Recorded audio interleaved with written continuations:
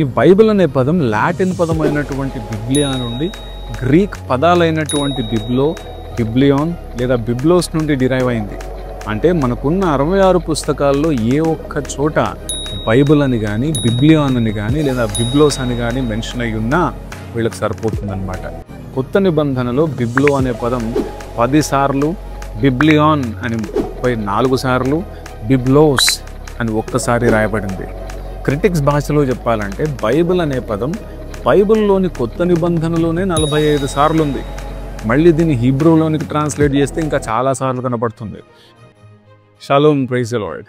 ఒక 10 నిమిషాలు కేటాయించి ఈ వీడియోని పూర్తిగా చూడండి.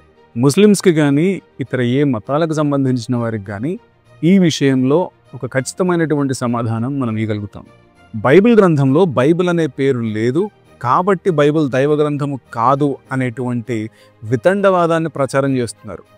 ఈ లాజిక్ విని నేను నవ్వుకోలేదు, కానీ జాలి మాత్రం కలిగింది. అయితే ప్రభువులో కొత్తగా జన్మించినటువంటి వారు లేదా ప్రభుతో ఇంకా లోతుగా నడిచేటువంటి అనుభవం లేనటువంటి క్రైస్తవ సహోదరుల కోసం, అలాగే ఈ విషయంలో అవగాహన లేనటువంటి ఇతర మతాల వారి కోసం కూడా ఈ వీడియో చేస్తున్నాను. గమనించండి, బైబిల్ అనేటువంటి పదం బైబిల్లో ఉండటం మాత్రమే కాదు, అనేక సార్లు ఉందనేటువంటి ఖచ్చితమైనటువంటి నిరూపణని ముందుంచుతాను. కానీ బైబిల్ అనేటువంటి పదం బైబిల్లో ఉంది కాబట్టి బైబిల్ దైవ గ్రంథము అనేటువంటి క్రైటీరియా కూడా తప్పు అని నిరూపించే ప్రయత్నం చేస్తాం.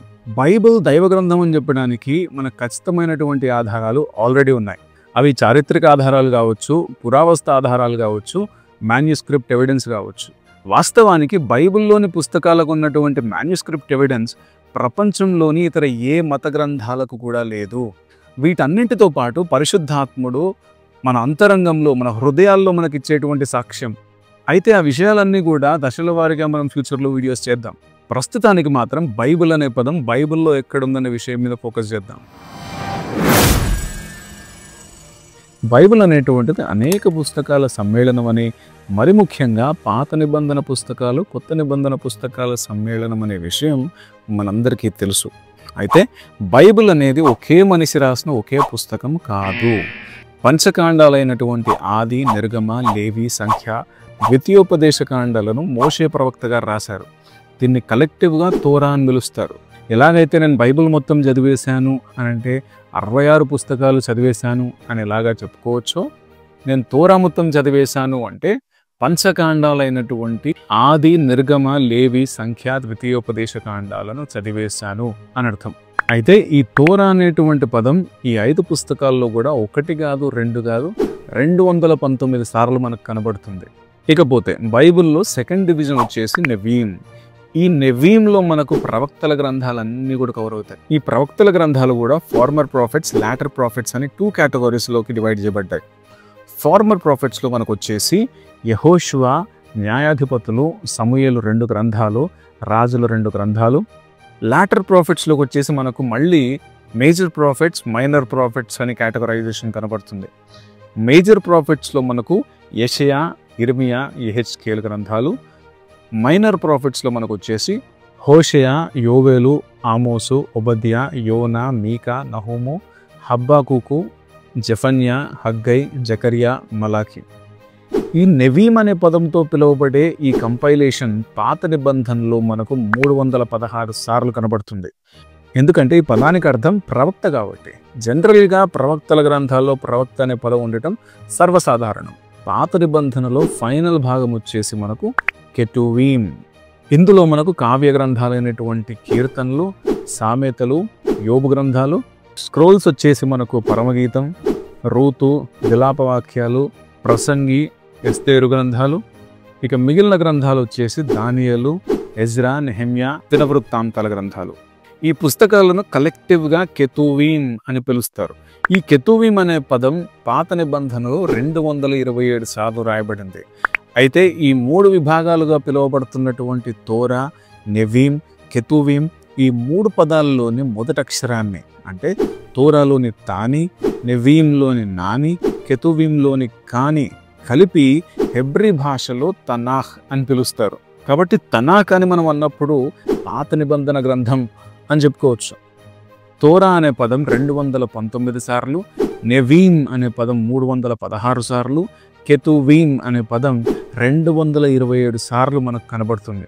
ఇక కొత్త నిబంధన గ్రంథానికి వస్తే 4 సువార్తలు, చరిత్ర గ్రంథమైనటువంటి అపోస్తలుల కార్యాలు, పత్రికలు, చివరిగా ప్రవచన గ్రంథమైనటువంటి ప్రకటన గ్రంథం. కొత్త నిబంధనలో మనకు కనబడే ప్రతిదీ కూడా పాత నిబంధనలో లాగానే ఇండిపెండెంట్గా రాయబడ్డాయి. సువార్త అనే పదం కొత్త నిబంధనలో 76 సార్లు రాయబడింది. పత్రిక లేదా ఎపిస్తోలా అనే పదం 24 సార్లు రాయబడింది. ప్రకటన లేదా అపోకలిప్సిస్ అనే పదం ప్రకటన గ్రంథంలో ఒకసారి, కొత్త నిబంధన మొత్తంలో 18 సార్లు రాయబడింది. అయితే ఇప్పుడు మనం చెప్పుకున్న ప్రతి పుస్తకం ఏ పేరుతో అయితే పిలువబడుతుందో ఆ పదాలన్నీ కూడా ఆయా పుస్తకాల్లో మనకు ఖచ్చితంగా కనిపిస్తాయి. అయితే ఇలాగ నేను చెప్పాల్సి రావడం కూడా చాలా దురదృష్టకరం. ఎందుకంటే ఏదైనా ఒక పుస్తకం ఒక పేరుతో పిలువబడితే ఆ పేరు ఖచ్చితంగా ఆ పుస్తకంలో ఉండాలనుకోవడం మూర్ఖత్వం. అయినా సరే ఆ పదాలన్నీ కూడా ఆయా పుస్తకాల్లో ఉండడం మనం చూసాం. అయితే ఇదంతా కాదు, బైబిల్ అనే పదం బైబిల్లో ఎక్కడుందో చూపించండి అని ఇంకా కొందరు మూర్ఖంగా వాదిస్తారు. వాళ్ళని కూడా సాటిస్ఫై చేసేద్దాం. చూడండి, బైబిల్ అంటే ఆదికాండం నుండి ప్రకటన గ్రంథం వరకు పరిశుద్ధాత్మ ప్రేరేపితమైన 66 పుస్తకాల సమ్మేళనం అని మనకి ఇదివరకే తెలుసు. ఈ 66 పుస్తకాలు ఒక్కో కాలంలో, ఒక్కో జనరేషన్లో ఒక్కొక్కరి చేత వ్రాయబడ్డాయి. బైబిల్ క్యాననైజేషన్ జరిగిన తర్వాత, అంటే ఈ 66 పుస్తకాలు పరిశుద్ధాత్మ ప్రేరేపణ ద్వారా వ్రాయబడి స్క్రిప్చర్గా పరిగణించబడ్డానికి అర్హత ఉన్నటువంటి పుస్తకాలు అని ఎంచబడిన తర్వాత ఈ సమ్మేళనానికి బైబిల్ అంటే బుక్ లేదా బుక్స్, స్క్రోల్స్ లేదా కలెక్షన్ ఆఫ్ బుక్స్ అని పేరు పెట్టారు. ఈ బైబిల్ అనే పదం లాటిన్ పదమైనటువంటి బిబ్లియా నుండి గ్రీక్ పదాలైనటువంటి బిబ్లో, బిబ్లియోన్ లేదా బిబ్లోస్ నుండి డిరైవ్ అయింది.